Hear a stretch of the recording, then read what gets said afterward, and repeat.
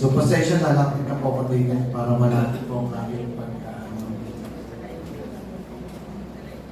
So, let us put ourselves before the presence of the Lord and start the second talk with a prayer. Sa ngalan ng Ama, ng Anak, ng Espiritu Santo. Amen. Ama naming mapagmahal, salamat po sa pagbibigay sa amin ng pagkakataon upang mapagnilayan ang isang pangyayari sa Fatima kung saan muli mong pinahayag ang iyong kagustuhan, plano at kalooban sa sangkatauhan. Naway makatugon kami sa iyo ng may pagmamahal at willingness na ialay ang aming sarili para sa katuparan ng iyong plano sa sangkatauhan.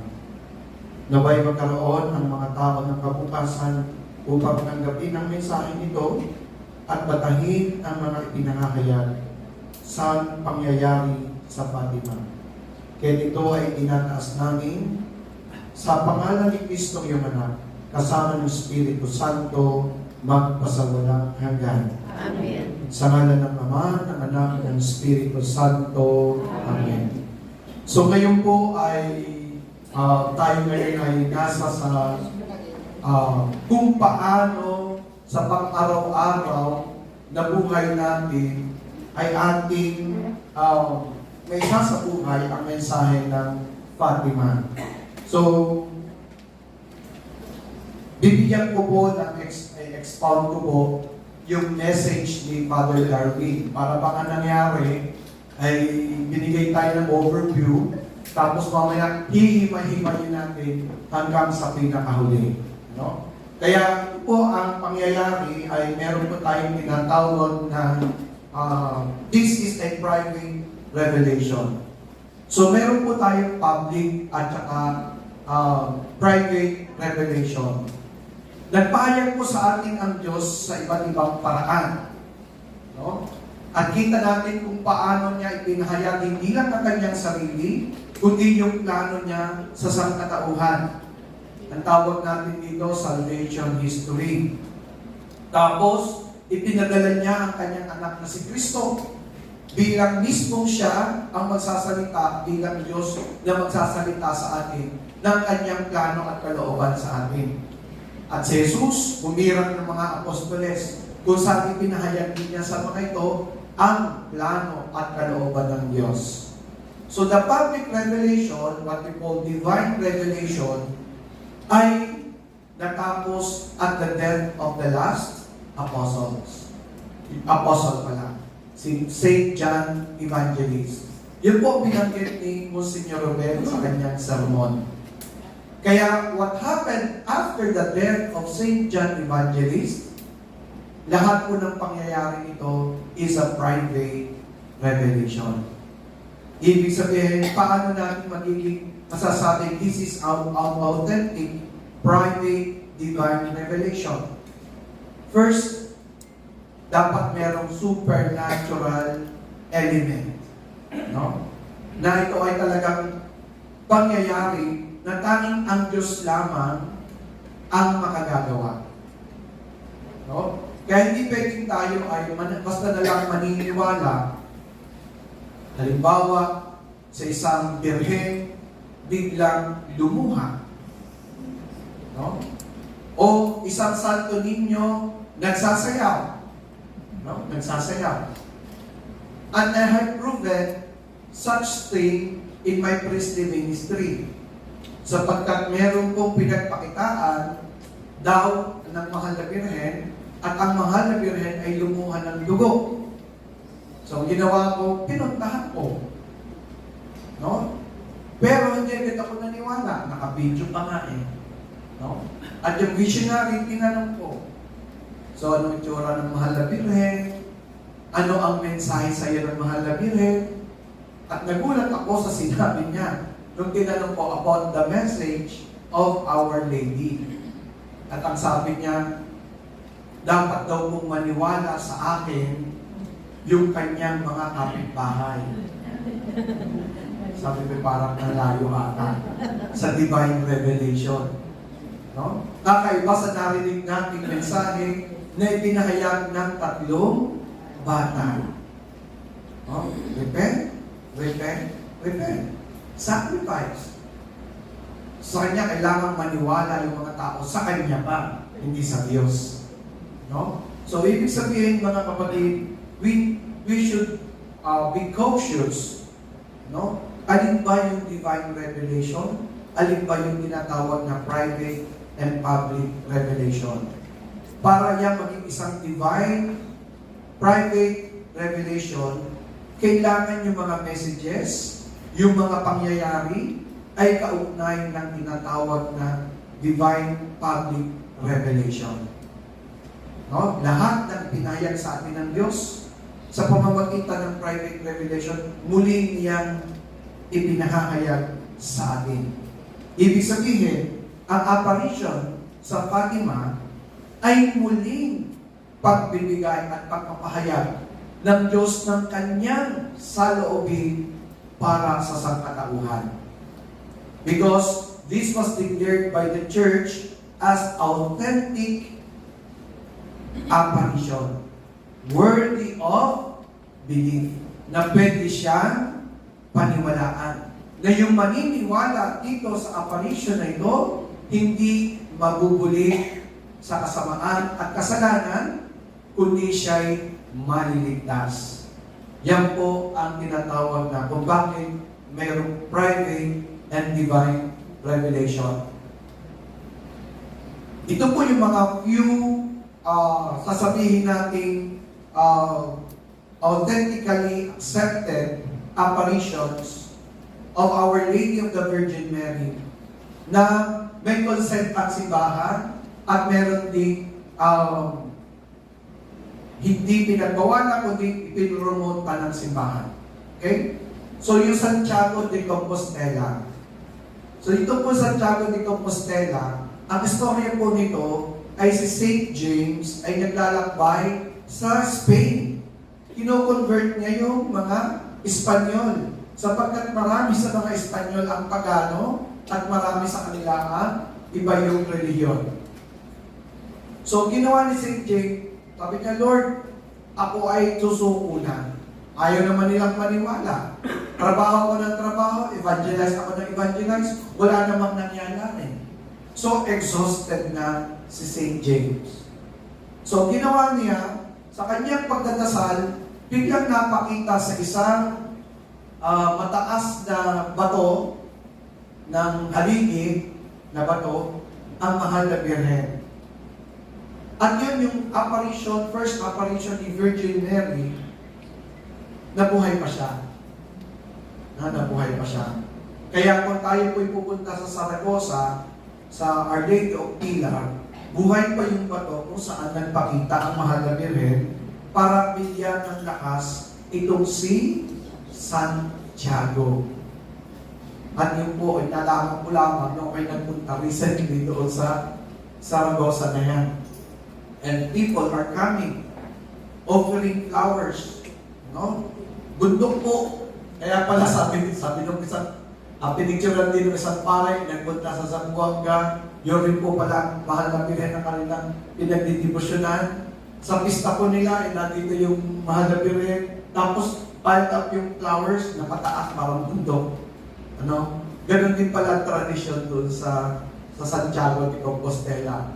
At hindi basta-basta mag-aalay ng bulaklak. Kailangan traditional dress ka. Kung sa atin ay barok at saya, pamilya. No? Kaya kakatuwa, ganun ang pagmamahal nila sa mahal na ina. Hindi basta na lang kung naka-short, hindi. Kailangan presentable ka, mag-aalay ng iyong sarili sa Kanya. So napakalaki ng kapiyastahan ito sa Spain. At kung Spain, walang pasok. Walang holiday. Yung Lourdes, sa Lourdes, France. No? Ang pinagpakitaan naman dito, si Saint Bernadette. No? At si Saint Bernadette, matapos na masabi niya ang niloloob ng mahal na Birheng Maria, ay pumasok naman sa kumbento, katulad din ni Sister Lucia. No? So, hindi para siya ang sumikat, ang susikat ay ang mahal na Birhen at ang kanyang mensahe. Nandyan ang Fatima. And we all know the story about the Fatima. At nandyan ang Our Lady of Miraculous Medal. At magpahanggang ngayon, ang dami pang mga apparitions na masasabi natin na iisa naman ang mensahe. No?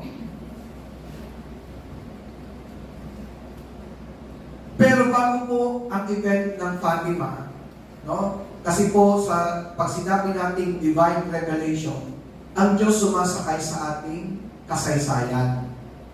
No? Ibig sabihin, nagpapahiwatig ang Diyos ng kanyang sarili at nagpapakilala ang Diyos ng kanyang sarili sa pamamagitan ng ating kwento. Sa ating buhay, sumasakay ang Diyos, sumasama ang Diyos sa ating buhay. Kaya, marami pong mga pangyayari, no?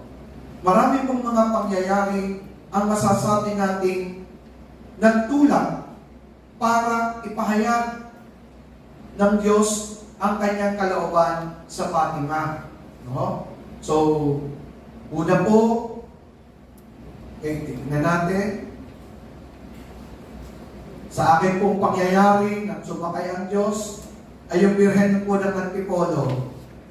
No, nung una, sa aking buhay, ako po ay ano tawag doon? Yung pag may sakit, tapos dadaling ka doon. Ipanata. Yan. Diga may mga ganyan. So namanata po ang aking lola, na sabi niya, pag ako'y gumaling sa kumbulsyon, kasi kapag ako'y nagkakasakit na nangingisay na ako, noon mo kay bata, tumatarak na yung mata, eh sabi niya ako'y daw yung pagdidibusyon, papanata sa Birhen ng Antipolo. Kaya every day, since I was a child, lagi po kaming sumisimba sa Antipolo. Hanggang sa ako'y maging grade school. Hanggang sa ako'y maging high school. Tumigil lang po ako nung college na. Ano? Kasi nag-abroad na yung aking magulang, namatay na aking lola, wala namang sama sa akin doon. No? Kaya, simula noon, tapos ako'y lumalaki, lagi namin napepwestuhan dahil late na kami lagi siguro at nag-iintay ng susunod na misa. Eh yung sa side dining, eh meron parang murals na inukit na nandoon yung barko, nandoon yung mga first missionaries, nandoon yung mga Spaniards. Tapos sa unahan ng barko ay ang mahal na Birhen. At nakita ko ito yung Antipolo. So hindi ko alam ang istorya pa noon. Pero nung nag-aral ng history, sabi ko, kaya pala, Birhen ng Antipolo. Hanggang sa makilala ko, from Birhen ng Antipolo, ito pala yung Nuestra Señora de la Paz y Bendiaje. Sabi ko, kaya pala ito ang ganito ang debosyon sapagkat ginayahan ng mahal na Birhen ang unang mga tagasakop natin at tagapagdala ng ating pananampalataya ng mahal na Birhen. Inattribute ng mga tao ang kaligtasan sa pamamagitan ng pag-aadya ng mahal na Birhen. Kaya nakarating ang mga mananakop na dala ang pananampalataya sa pamamagitan ng mahal na Birhen. At yung pinaunawaan ko, at yun po ang naging aking parang pinaghahawakan, bakit napakarami ng mga nagdidibusyon sa mahal na Birhen dito sa Pilipinas. Dadating halimbawa ang Mayuhan. Pagdating ng Mayuhan, usok-uso ang Alayan, Lores. At dito sa Lipa, ang tawag ay tumpok-tumpok. May tawag dito sa Lipa eh. Sayahan ba yun? Tuklungan. Tuklungan ang tawag. Yung kada isang barangay, may chapel, tapos mag-aalay. Tuklungan nga. Tuklong ang tawag, pero anong tawag doon sa inyong pag-aalay? Tapos may mga parlor games pagkatapos sa Lipa? Sabi iba na. Sa akin, sa mataas na kahoy, may tawag sila doon eh. Hindi man tuklungan eh. Luglugan. Luglugan ano? Sa mataas na kahoy, di ba? Yung mga communities, small communities, Hindi naman po permanente yung tuklok eh.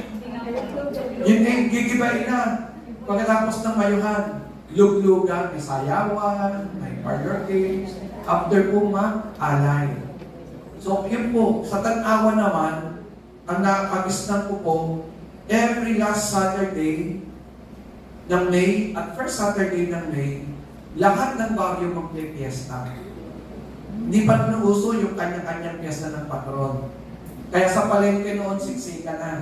At sabihin, tabang Mayo at tabang piyesta. Sapagkat sabay-sabay po ang piyestahan, sapagkat yun din po isinasabay ang tapusan. Lahat po ng barangay chapel doon sa Tanawan ay named after the Virgin Mary. Kaya naman aking din natatandaan ng bata ko, kapag may gumaraduate sa isang pamilya, palagi ko silang nagpapaalay. No? Nagpapaalay. Nakasaya pa nga noon. Merong hermana, may abay. Ano? Tawag yung may mga buwan, may mga corona. Yun po, manguha ka ng kampupot, ilalagay mo doon sa gayon. Sa umaga palaan, ang mga bata, mamumulaklak na. Gayon ba sa inyo? Noon. Gayon. Kaya noon, kita ninyo yung tradition natin. From the very start, we are a very Marian people. We are a very Marian people. And we are always protected by Our Lady. Kaya hindi po mahirap para sa atin tanggapin ang mahal na Birheng Maria. Kaya uso-uso po, pagmayuhan, pupunta sa Antipolo, bibili ng kasoy, lalaang suma, ibos, at kakain ng tanghalian sa inulugan. Talagang ganyan tayo, jim-jim yan. Jim-jim po yan. Yan po ang tradition namin. Dito sa ating parte dito. At nagkakasalubungan. Nagkakasalubungan doon sa Antipolo. Pero hindi niyo ba alam, dahil sumasakay ang Diyos sa ating masaysayan, in October 13, 1884, meron na rin pong panganib ang mundo sa tinatawag na kaisipang modernismo. So, pag sinabi natin kaisipang makabago, yan ay kaisipang lumalayo sa Diyos. At kapag lumalayo sa Diyos, ang nagiging makapangyarihan ay kasalanan. Ibig sabihin, ang tao unti-unti nang gumagawa ng masama. At ang tao ay unti-unti na rin nang-aakit sa kasamaan. No? So ito po yung modern world. Kaya itong si Pope Leo XIII, no? Sa kanyang bilang Papa, 13, Pope Leo XIII, sa kanyang pagiging Papa, worried na worried siya kung anong pwedeng mangyari sa mundo kung ito ay patuloy na magkakamali at magkakasala. One time, nang siya po ay after ng misa niya, nag-misa siya. After ng misa, dahil ito yung laman ng kanyang isip, sa kanyang paglalakad, patungo from chapel, sa kanyang refectory, kung saan siya kakain, he was able to compose a prayer. And what is that prayer? Panalangin kay San Miguel Arcangel. San Miguel Arcangel, angkunin mo kami sa labanan at maging bantay ka nawa namin sa kalupitan at sa mga silod ng demonyo. Sumpuin nawa siya ng Diyos na ipinagmamakaawa namin sa iyo. At ikaw, prinsipe ng mahugos sa langit, ibulin mo sa kailaliman ng impyerno si Satanas at ang malalapit na espiritu na gumagala sa sanlibutan at nagpapahamak ng mga kaluluwa. Amen. Prayer to Saint Michael. At ang ginawa niya, kanyang pinapray ito, i-distribute sa buong mundo, at ang sabi, pagkatapos ng misa, sa loob ng misa, ito'y dadasalin. To spare us from evil and hell. That was October 13, 1884. nung makompose niya ito. At doon tayo dumanas din ng isang kapighatian. Muli na namang pinamanik ng CBCP na ito'y dadasalin sa loob ng misa. Pero ang ginawa ng iba ay before Mass. No? Pero mas maganda siguro kung during Mass. No? Yung after post-communion. Okay? Kaya, titingnan natin, anong meron sa October 13? Taon 1917, ito po yung World War I. No? World War I, noong 1917. Bilang Papa uli, si Pope Benedict XV, hindi po 16. Ang 16 po ay si Ratzinger. No? So 1917 na ito. Ito na po ang World War I. No? Kita naman natin, no? Wala pa naman dito sa atin yung World War II. Yung World War I, hindi pa tayo gaano apektado. Pero apektado tayo ng World War II. Pero World War I, talaga hindi maisip ni Pope Benedict XV kung paano matitigil ang digmaan. Parang yung nangyari sa Hamas at sa Israel. Hindi po ba? Sa Gaza. Iniisip natin, sino magbibigay? Paano ito matatapos? Parang pareho namang maganda ang kanilang layunin. Pwede pareho naman ang explanation, paliwanag, parehong maganda. Paano ito matatapos? So this time, ganun din po yung sa alumini po, Benedict XV. Pero alam niyo ang ginawa niya, in May 5, sabi niya, magdubi na tayo sa mahal na Birheng Maria. So from the very start, alam ng ang mga papa na ang tulong ng mahal na Birhen ay napaka-makapangyarihan, lalo tigit sa simbahan. Galuin niyo nung COVID-19. Nakita natin sa TV, di ba? Anong ginawa ni Pope Francis? Nag-iisa siya. Nandoon ang mahal na Birhen. Sabi niya, itong mahal na Birhen ito, nasa Santa Maggiore, ito'y napakamahimala sapagkat ito yung nagligtas sa pandemya, sa anumang mga panganib sa Roma. Kaya inilabas niya, no? At doon ipinagdasal ang buong mundo sa mahal na Birhen Maria. So, Pope Benedict XV started the Novena in May 5, 1917. Pero wala pa, hindi pa natatapos ang siyam na araw. May 13, 1917, Mary appeared to the 3 children. Yung mga bata na hindi naman paniniwalaan ng mga matatanda. Ano? Pero doon pa nagpakita sa mga bata na pag nagsalita sa atin, hindi ako maniniwala sa iyo, bata ka eh. Ano? Sino maniniwala sa bata ka rin? Ano? So, pero sabi niya, hindi. Dito May 13, 1917. Kaya naman, tininig agad ng mahal na Birhen ang panalangin ng Santo Papa.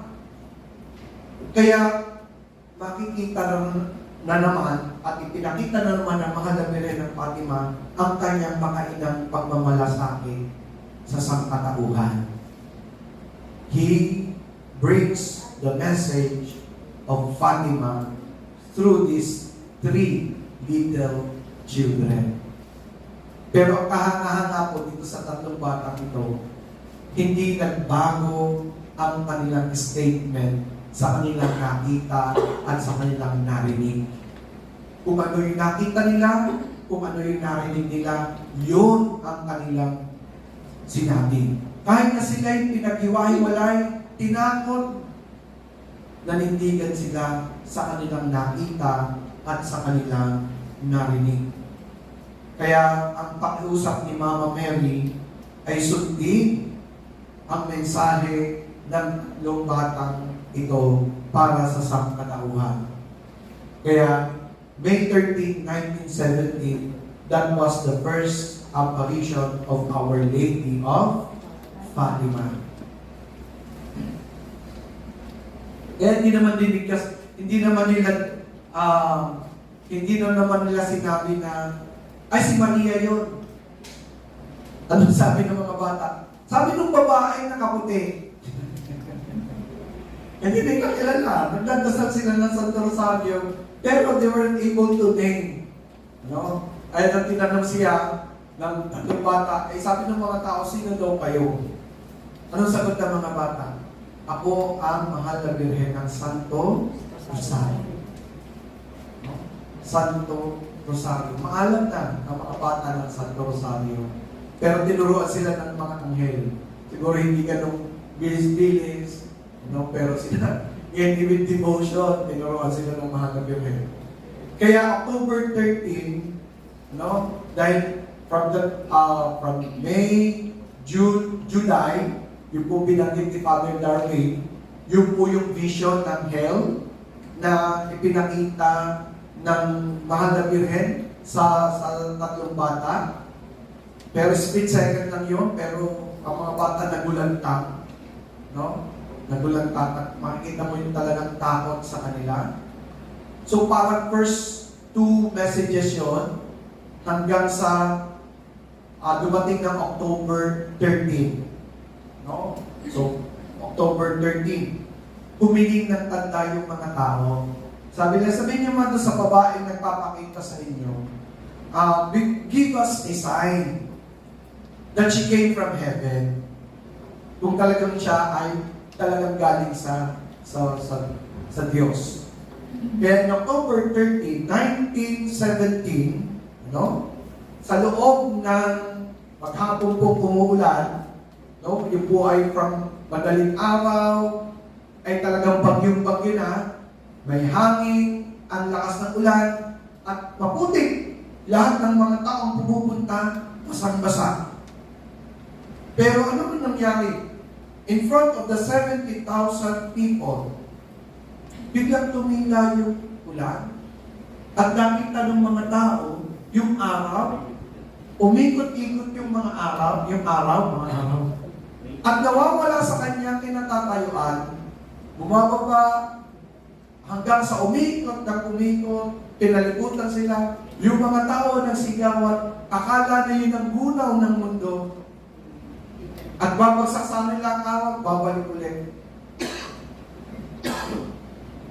At pagkatapos nito, natuyo yung lupa, natuyo yung damit, at yung malakas na ulan na wala. Kaya, ang mga tao naparama, ano ito? Ano ito? And then, when the Virgin Mary appeared to the three children, she told them, ako ang mahal na Birhen ng Santo Rosario.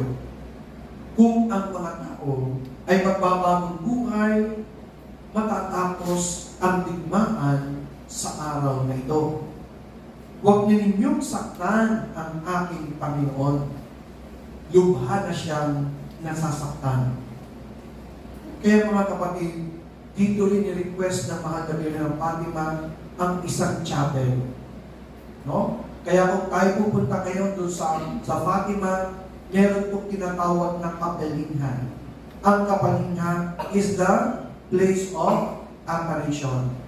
May basilika at mayroon din pong, ewan kung ano simbahan na yun, St. John Paul, no? Pero doon sa po doon, yung kung saan inatulid ng mga tao, kung saan nakatungtong ang mahal na Birhen ng Fatima, yung puno doon, buhay pa. No? Pero bawal mo pwede. Huwag nagpuputol ng, sabi ng mga tao ay doon nagpakita ang mahal na Birhen ng Fatima. Nakikita ng tatlong bata, pero hindi nakikita ng mga tao. Nung una, nakakakita lang ay si Lucia at si Jacinta. At ang sabi, bakit hindi nakikita ni Francesco? Ang sabi ng mahal na Birhen ng Fatima, meron pa siyang kasalanan. No? Dahil bilang bata, parang nangulit ata siya o ng bato, ng puno, ng mangga, o ng anumang prutas. No, basta check na so may binyal sin pa. Kaya makikita dito na talaga the sea will always, parang yun ang magiging hadlang para tayo ay magkamit ng buhay na walang hanggan. Kaya, sabi ng mahal na Birhen ng Fatima, lubhang nasasaktan ang kanyang anak. Bakit? Sapagkat yung mga tao ay wala nang iniisip kundi ang paggawa ng kasalanan. Paggawa ng kasalanan. So, dito rin nakita ng tatlong bata, si San Jose, ang Our Lady of Sorrow, ang Our Lady of Mount Carmel. Kaya napaka-ganda ng puso ng mga bata sapagkat nakita nila ang isang hiwaga na tanging galing sa Panginoon at sa langit. Pero mga kapatid, hindi po dyan natapos yung apparition.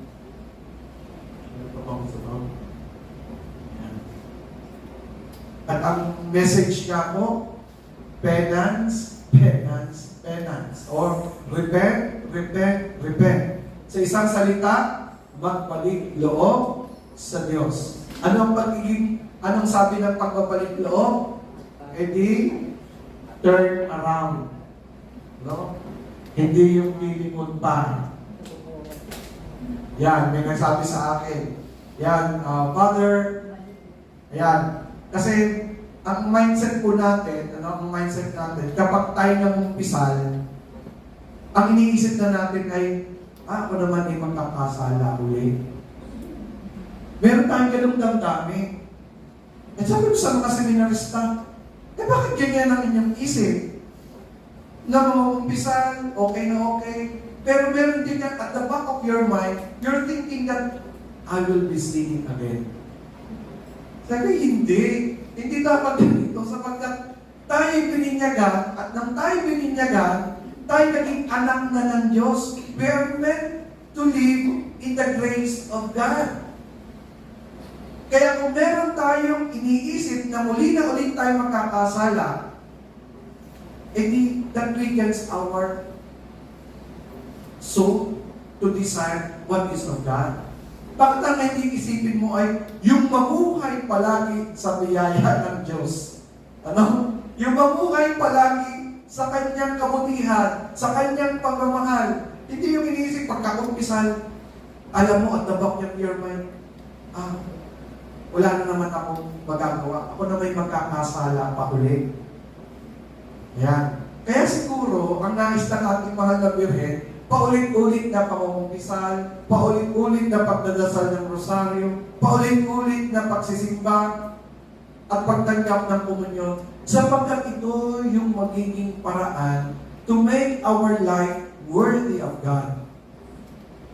At that will be our offering to God. Kaya, ang pagbabagong buhay ay hindi yung repent and believe in the gospel only during Quaresma. After na ng Easter, Yahoo! Pwede na ulit akong magkasala. Kaya, hindi mo, huwag mong ganon. Kundi talagang dapat ay magpursige tayo. Sabi nga ni Father Darwin, our journey, our life is a way of the cross. Hindi ito isang madaling bagay, ito ay isang mahirap na dapat pagsumikapan. So mga kapatid, hindi po natapos yung apparition ng Birhen ng Fatima noong October 13. No? Hindi po natapos ang apparition ng Birhen ng Fatima in October 13, 1917. Sapagkat after po noon, si Jacinto at si Francesco ay nagkasakit. Within 2 to 3 years, sila'y namatay.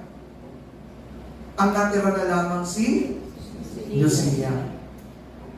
At sa Lucia, ang sumulat ng third secret. Ang ginawa, ibinigay sa Papa. Ang ginawa ng Papa, itinago sa Vatican. Ang daming mga nakasulat doon, pero inilabas lang at binasa ni Pope John Paul II ito matapos na siya'y maparil. At patapos noon ay ipinahayag niya yung mensahe, ipinablish niya yung mensahe Sabi nga ni Father Darwin, it is up to the church to interpret the message. At ipinakita sa atin yung picture. Yun po yung third secret. Pero, meron pong isa pang apparition na nangyari. It was in December 10, 1925. No? Anong sinabi dito? In December 10, 1925, pumasok sa kumbento si Lucia at sa kanyang selda sa kanyang Pontevedra, Spain. Muling nagpakita sa kanya ang mahal na Birheng Maria. This time, hindi na po siya nag-iisa. Kasama niya ang batang si Jesus na nakatayo sa nagliliwanag na ulap. Ipinatong ng kalinis-linisang Birheng Maria ang kanyang kamay sa balikat ni Lucia.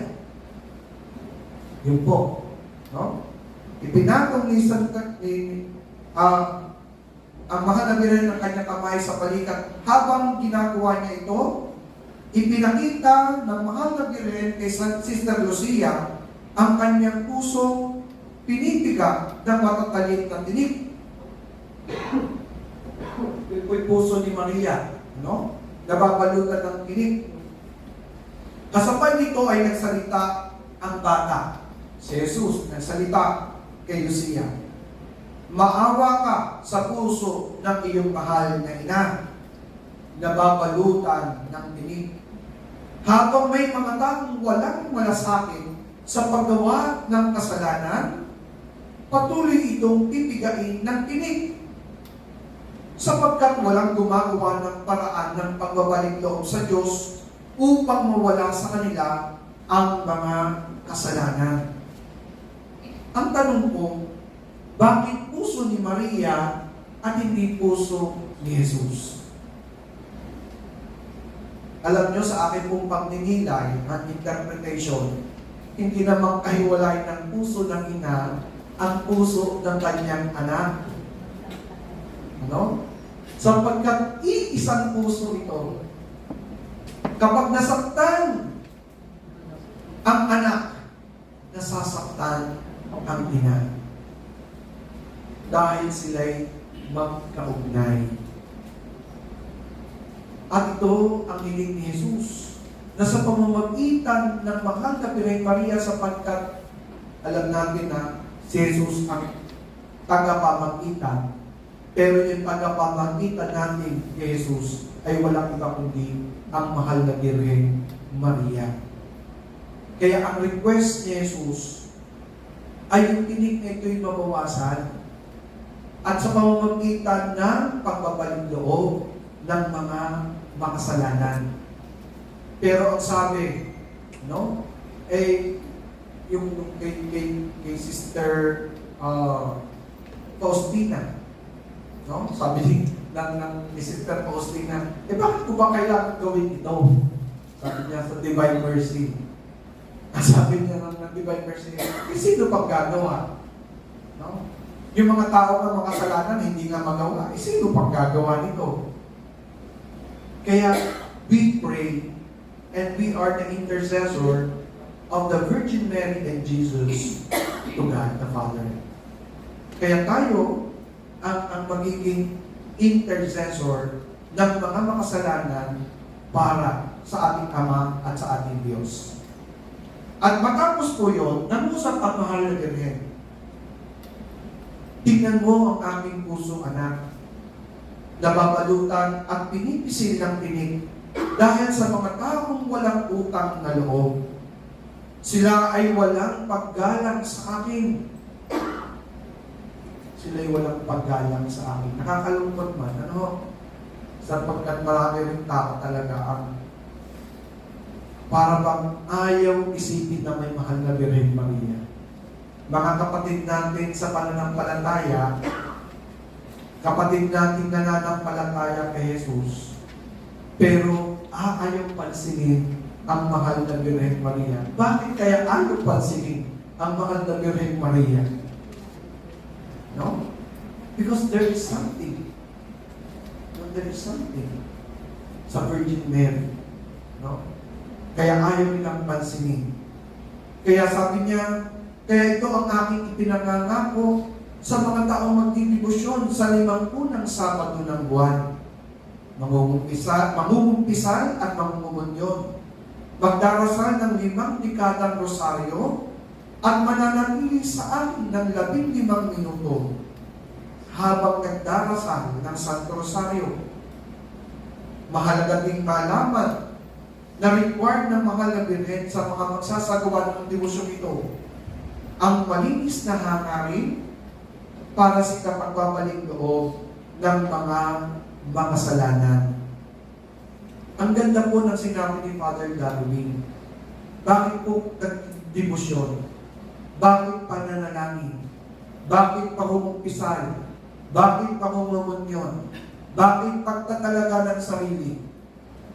Sapagkat ang mga bagay na ito nakapagpapaiba at nakapagpapabago ng kwento ng buhay ng tao.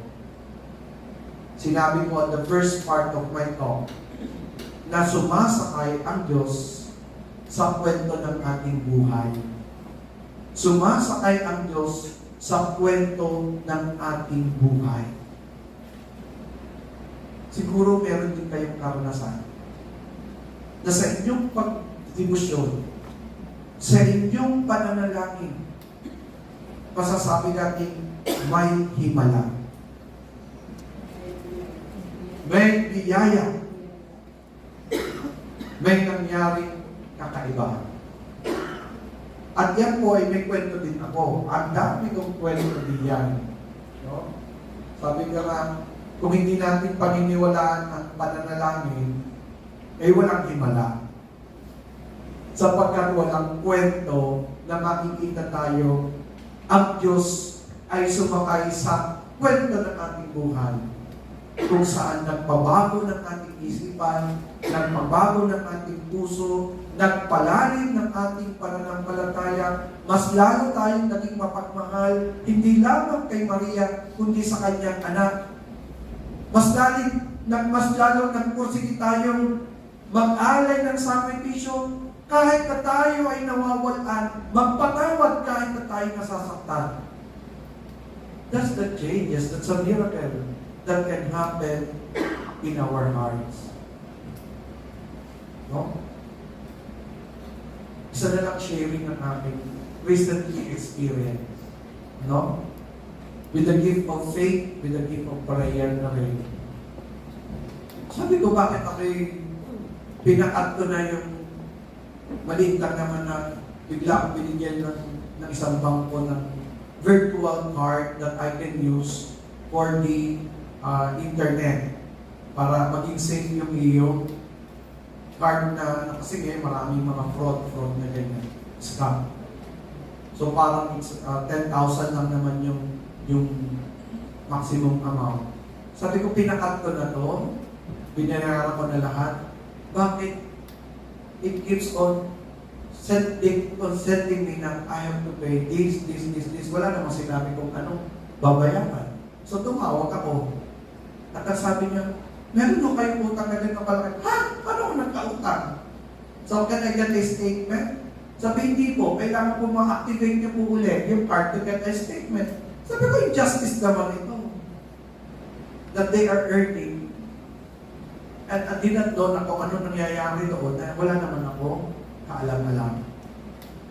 So, upon reflect, hindi panay galit, gusto mo nang magmura. When I asked the Lord, at yan, nag-isip pa rin ako ng masama, ito mga to, negosyo lang ng negosyo, gusto lang pumita ng pumita. Siguro yung mga executive na to, ay gusto nilang sila lamang ang magpakasasa. So, nagmumura na ako sa mga tao, sa sistema, kung ano man. Then, when I brought it to the prayer, sabi ng Holy Spirit, sabi lang sa akin, iba yung takbo ng mundo. Pero, I prefer to pay whatever it is and cut my transactions to them instead of keeping myself na nagagalit, nagmumura, and keeps on sinning. And keep my, sasabihin ko na injustice. Dumating ako sa point na, well, they are different. And it is virtuous to pay my obligation and cut everything to them. So yun na lang po sa akin. Total, medyo maliit. Kung malaki siguro hablahan. Pero sabi ko, pasalamat ako sa guidance. Nasabi ko, ito yung kabanalan eh. Hindi yung kung ano yung takbo ng mundo, kundi kung ano yung para sa Diyos, at yun ang aking sundin, kahit mahirap. At yan mga kapatid, ang sinasabi sa atin ng debosyon, it can change our life, the story of our life. Kaya walang pagdududa na ang debosyon na ito ay galing sa langit, kasama sa plano ng Diyos, at kasama at niloloob ng kanyang anak na si Jesus. Sinabi pa ng mahal na Birhen, nang itanong ni Lucia kung sino siya, kung siya lang ang matitira sa mundo. Ito ang sagot ng mahal na Birhen sa kanya. Bakit siya lang ang matitira? Sabi niya, hindi anak, hindi kita pababayaan. Ang aking kalinis-linisang puso ang magiging kandungan mo at ang paraan na magdadala sa iyo sa Diyos.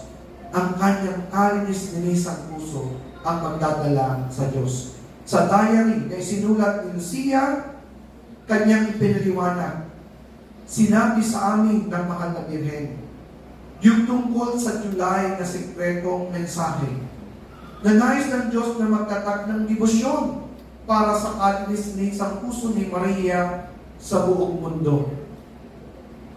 So yan po ay noong July 13, 1917. Sinabi lang ng mahal na Birhen, magtatatag si Jesus ng isang debosyon. Kung ano yon, hindi pa alam. Pero, noong December 10, 1925, sinabi na ng mahal na Birhen, the first 5 Saturday devotion. No? Kaya yun po ang tinatawag na debosyon na nais ng Panginoon. Nais at hangat ni Jesus na ako'y makilala at mahalin dito sa lupa, sabi ng mahal na ina. Ninanais niya sa iyo na magtatag ka ng debosyon sa kalinis-linisang puso ni Maria. Kaya sa pagninilay ni Sister Lucia tungkol sa bagay na ito, kanyang sinabi, mahalagang mahalaga ang debosyon sa kalinis-linisang puso ni Maria sapagkat sinabi niya sa kanya, ang kanyang kalinis-linisang puso ang magiging paraan at daan patungo sa Diyos. Ang pusong pinipisil at napapulutan ng tinig ay nangangailangan ng paglulubag upang maiadya ang mga makasalanan. Kaya ang ginagawa ng debosyon kay Maria ay may magandang magiging bunga para sa atin. No? So mga kapatid, sasabihin natin, ay panalangin lang yan. No? Debosyon lang yan. Bakit lang? Kung meron lang pala ito, magiging bungang maganda. I'll give you an example, mga kapatid. Si Pope John Paul II po, siya po ay naging cardinal o arsobispo ng Krakow. No? Yung Krakow po sa Poland, yan po ay sakop ng communism. So, since sakop to ng communism, during that time, when Pope John Paul was there, no? Ang ginawa lang niya, humihingi siya ng permiso sa government if they can pray doon sa bundok, sa may hill. Tinatawag niya yung mga kabataan at sila'y nagpuprosesyon kasama yung krus patungo doon sa bundok. Nagdadasal sila. At yung cross na ito ang nagiging paraan para sila'y magdebosyon sa Diyos. Pero, anong ginawa ng Diyos? Hinirang siya papa, at matapos na siya maging papa, no? Nawala yung communism, at isinilang ang World Youth Day. Sa isang linggong ito, ang mga kabataan nagdadasal, nag-aaral, nagsasaya, at ang World Youth Day nito ay naging isang paraan upang maraming kabataan ang mamalapit sa Diyos. So, sino mag-aakala na yung iisang munting activity lamang ng mga kabataan ay magiging isang activity ng mga kabataan sa buong mundo? So, hindi natin alam the power of prayer. So, huwag natin mamaliitin ang pagdidibusyon. Sapagkat mismong si Kristo, bahagi ng buhay ni Kristo, ang ipagdasal tayo. No? Ano ang sinabi ni Kristo? Kaawaan mo sila, Ama. Tulungan mo sila, Ama. No? Bago siya mamatay, bago siya umakyat sa langit, there is this priestly prayer na pinamamagitan tayo, ipinagdadasal ni Kristo sa Ama. Kaya, intercessory prayer po ang ginawa ni Jesus. At tayo bilang isang simbahan, kabiyak ni Kristo, ginagaya rin lang natin si Jesus to intercede for others, especially for those sinners na mabubuli sa impyerno. Sa palagay niyo ba, kalooban ng Diyos na isang kaluluwa ay mahulog sa impyerno? Di ba, yung mapapunta ang isang kaluluwa sa impyerno na wala ng pag-asang pumunta pa sa langit, ay napakahirap na kondisyon ng isang kaluluwa. We have seen the picture of hell. If that soul will be forever on that picture, ay talagang kaawa-awa ang kaluluwa ito. Kaya itong devotion natin sa mahal na Birhen Maria, the first 5 Saturday devotion is not for us alone. Babanal tayo, bubuti tayo, pero kasabay natin babanal at matutulungan yung mga makasalanan hindi kaya magbalik loob sa Diyos sapagkat they are so desperate na hindi nila kayang lumapit sa Diyos sapagkat napakalaki ng kasalanan. At ang tukso lagi ni Satanas ay discouragement. Wala ka ng pag-asa. But our devotion to the Blessed Virgin Mary will always tell us, there's still hope for you. No? Kaya itong Rosario, itong Divine Mercy Devotion, ang tawag ko dyan, End Time Devotion. Yung mga devotion na siya magliligtas sa sangkatauhan at mag-aahon sa katauhan sa kasalanan.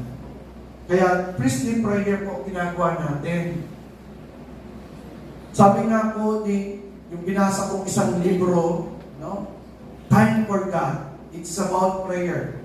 Kay Father Jack Phillips, kung mahilig po kayo magbasa, ang ganda po ng kanyang librong ito.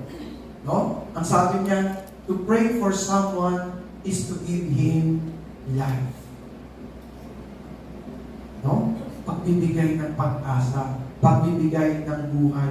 Patay na, wala nang pag-asa, lugmok na, awang-awa na sa kanyang sarili. Pero dahil sa panalangin natin, nag-intervene ng Diyos, gumawa ng paraan upang maunawaan at makita ng tao itong lugmok na meron pa siyang pag-asa. Kaya siya'y nakapagbalik loob sa Panginoon. Kakatuwa dito sa katedral, kapag po kami ay Huwebes Santo at saka Biyernes Santo, magpapangumpisan. Mga taga-ibang lugar ang nangumpisan dahil nagbibisita iglesia.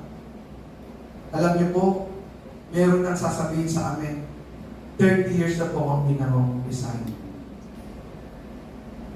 Nasasyak ako, pero natutuwa ako. Finally, this person, accepted humbly what he has done wrong. Maybe the grace of God worked on this person that pushed him to go to confession. Maybe he's bothered already by his sin. But because someone prayed for this person, someone offered sacrifice for this person, he was able to have this strength to go to confession and ask for forgiveness. Kaya ang tanong ng mga tao, mapapatawad po ba ako ng Diyos? Kahiya-hiya nga po ang aking ginawa. No? Mapapatawad po ba ako ng Diyos? Sa atin namang palaging nang nangungumpisal, ganyan din po ang tukso ni Satanas. Anong tukso ni Satanas? Ikaw naman, lagi na lang yan ang iyong ikinukumpisal. Eh di tayo nanghihina ng loob. Teka, ayaw mo na nga, nahihiya na ako. Kaibigan ko si Father, pinakain ko sa bahay namin, ako'y nahihiya na. Pero sasabihin ko sa inyo, pareho-pareho kasalanan ninyo. Iisa ang kasalanan natin. At kung meron wala akong natatandaan sapagkat iisa, wala namang pinagbago. Anak tayo ni Adan, kung kayo kakilala ko na kumpisal sa amin, yan yung mga kasalanan yan ang ikinukumpisal ko. Sa ibang bagay din naman. So mga kapatid, yun yung tukso lagi ni Satanas. Na tayo ay mamuhay sa kalungkutan, sa discouragement, sa kawalan ng pag-asa. Pero sabi nga ni Jack Phillips, to pray for someone is to give him life, to encourage him, to bring him joy again, to make his life, to bring back the peace in one's life. And I believe in the power of intercession. Si St. John Maria Vianney, ano pong nangyari sa kanya? Alam niyo po si St. John Maria Vianney, dahil nga minamaliit lang siya, dahil siya ay matanda na nang pumasok sa seminaryo.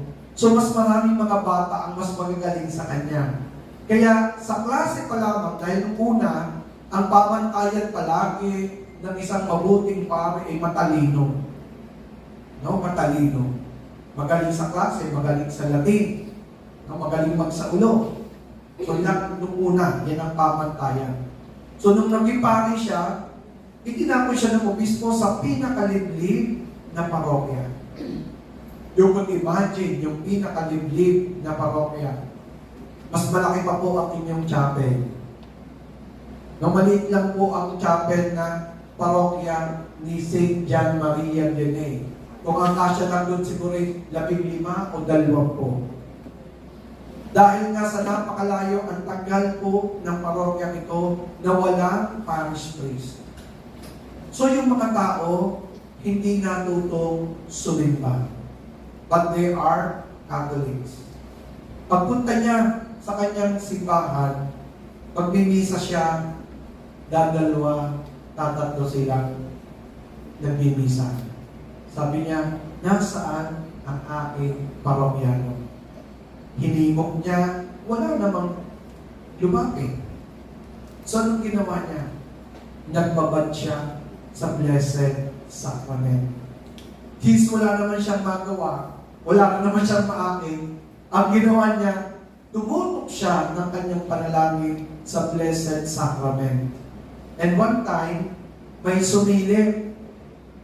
Nung sumilip, siguro yung na-attract sa kabanalan ni San John Maria Vianney, pinagkala. Na-curious yung iba. Hanggang sa unti-unti, may lumapit sa simbahan at maraming mga tao ang gustong lumapit sa kanya at makarinig ng kumpisal. And even the princess from other kingdom pumupunta kay St. John Maria Vianney. Bakit? Para lang marinig yung payo. Sapagkat kapag nagsalita na po si St. John Maria Vianney, yung puso ng mga taong namumumpisan sa kanya, durog na durog. At dito naramdaman ng mga tao ang Diyos. The power of prayer.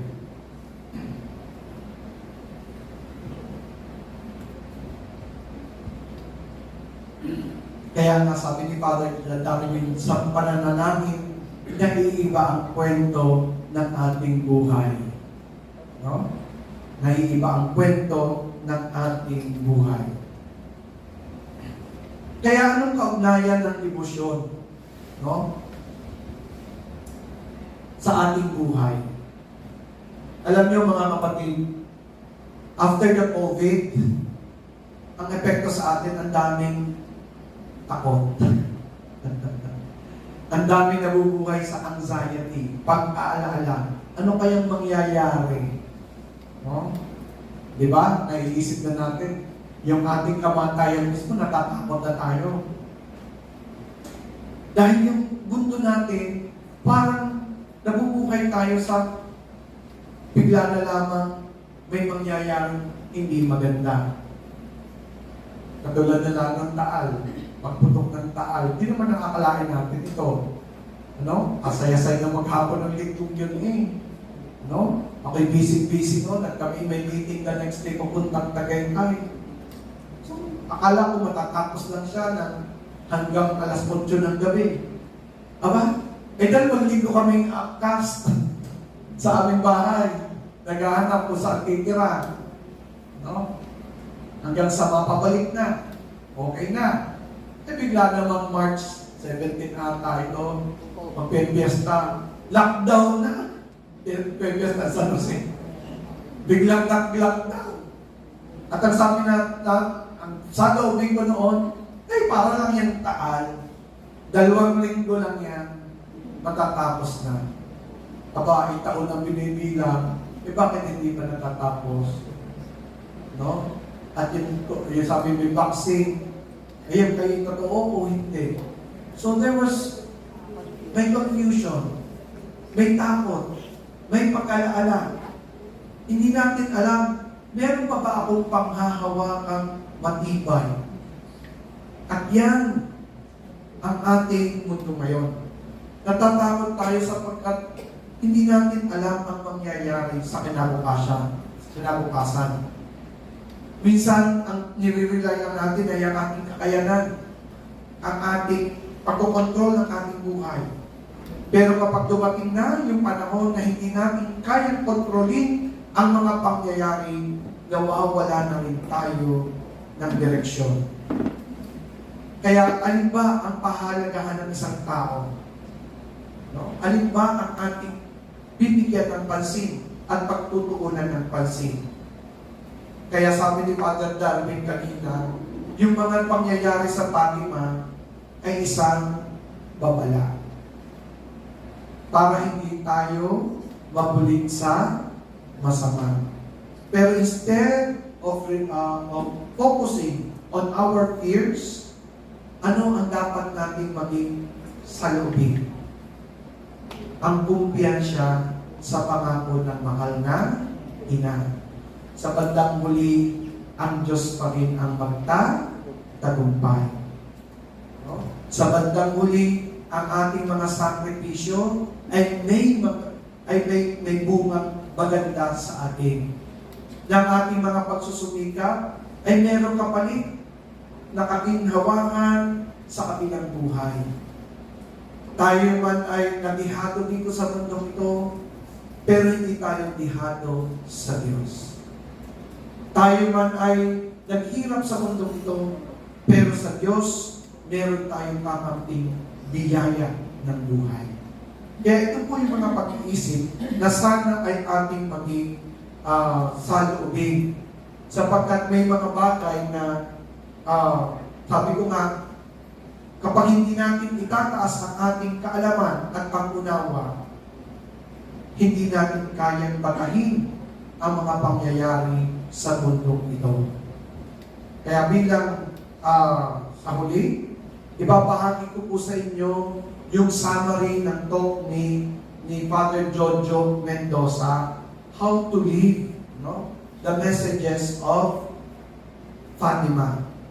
And the other apparitions pa ng ating mahal na Birhen Maria. Sinamarize po niya sa cross. Anong ibig sabihin ng cross? Consecration. No? Yung consecration. yung pagtatalaga ng sarili. Alam niyo po, ang imagery po ng pagtatalaga ng sarili sa consecration, kasi nung binabasa ko po yung prayers ng consecration, para bang nagpapaampun ka sa pangangalaga ng mahal na birhen. Ang imagery ko po doon ay yung aking nakitang manok na inahin, kasama yung mga sisim, at kapag tumigil na tumayo, pasukan na sa loob na, we are protected now by the Virgin Mary. Sige, Lord, pinakita mo sa akin ito, parang pakiramdam ko, kapag nagka-consecrate ako, ay sumusuot ako doon sa balahibo ng mahal na ina, at ang mahal na ina, hindi na ako nakikita, kung iniaadya ako sa anumang masama. No? So we are protected. Rosary, hindi po lang kung kailan maisipan. Yan po ay daily rosary. Hindi mabilisan, kundi with devotion. No? Ang ibang, nakikita ko ang bilis. Kasi ang mindset lagi natin doon ay matapos lang. No? Ma-fulfill lang. So, hindi po. Ang mahalaga, sabi nga po ni Father Jack Phillips, sabi niya, kung ito may inakatulog, kung ikaw naman sa pagtulog mo ay nahulog yung rosaryo, at pag tulog ka ulit, okay lang yun. Ang mahalaga ay naging tapat ka sa Diyos. No? Hindi dahil sa dami ng binilisan mo rosaryo, kundi yung rosaryo ay naging paraan mo to connect with God and Mama Mary. Okay? Offering of sacrifices. Sabi nga mamaya ni Sister Zenny, yung daily offering of small sacrifices. Ang hirap kahapon, no? Sabi sa akin din Father, punta ko kayo sa taas. Meron pong merienda. Sabi na po, pagkakinagpunta doon, makikita ko doon yung mga chicheria, hindi na lang. Bagamat ang aming krok na. Sakripisyo, hirap talaga, no? Hirap. Ano pa mga sakripisyo? Sacrifice of the senses. Halimbawa, kung ang ating mga mata ay sa aming mga kalalakihan, kapag kami tumingin, ay baka may kalaswaan. So, pwede naman, ang tawag natin ay isip. No? Pag-aralan kung paano i-regulate ang mata. Sa inyo namang kababahian, ang inyong bibig. I-regulate ang lalabas sa inyong bibig. That is no sacrifice. Gusto mong, alam mo ba kumare, meron nakita ko sa ganito, pwede mong gawin pero abruptly, naisip mo, I can dismiss. No? So, ginagawa natin, pinipigilan ang sarili. At hindi lang sarili, ang bibig ang pipigilan, ang nararamdaman. Kasi kung anong nararamdaman ng babae, gusto agad sabihin. Kaya nagkaaway ang mag-asawa. Ayan. So, may mga differences talaga ang lalaki at babae. But we need to mortify our senses also. No? Our thoughts. May nawala sa'yo, meron na agad ikaw iniisip kung sino. No? Pwede namang pigilan. Pwede namang sabihin, Lord, sacrifice ko lang po. Hindi ako mag-iisip ng walang ebidensya. So, may mga ganon, mga regulation of our senses. Sense of taste. Sinabi ng bawal ang leche lang. Lalagyan mo pa ng ube, kaleya, at makapuno. Ay pag nakita mo, diabetes. Tatas na sugar ko kanina umaga. Paano ito, Lord? Ayan. So medyo, kaya kanina si Father Darwin hindi kumain na. Hindi nagbe-merienda Kaya ako naman kanina, tingin ang tingin sa sopas. Ano kaya, hihintayin ko kaya itong matapos. Sabi ko, baka kayo mauna. Sabi ko, piningang isa na. Hindi na rin nakatiis. So, may mga talagang Small sacrifices, offering of these small sacrifices. I should have offered it yung aking pagkagusto agad sa dinilay ko. And yun ang offering na sacrifice. No? Scapular, the brown scapular, mamaya po after the Mass. No? Ang pari po ang magsusuot ng brown scapular. Ito po yung abito ni Virgin Mary. Kapag ito po yung nilagay sa atin, sa ating scapular, tayo nagsusuot din ng abito ni Maria. Kaya yung mga monghe, yung mga mongha, ang haba ng scapular, akala natin, uniform lang yun. Hindi po. Brown scapular po yun. No? Brown scapular ang tawag. Saturday reparation. Ito po yung inihingi ng mahal na Birhen. At i-explain po mamaya ni Sister Senny ang Saturday reparation through the image of Our Lady. So, ito lang po yung ating summary na ating nakita na kailangan nating malaman para tayo ay mag-offer ng debosyon sa mahal na Birhen Maria for the reparation and conversion of sinners. So, salamat po sa inyo.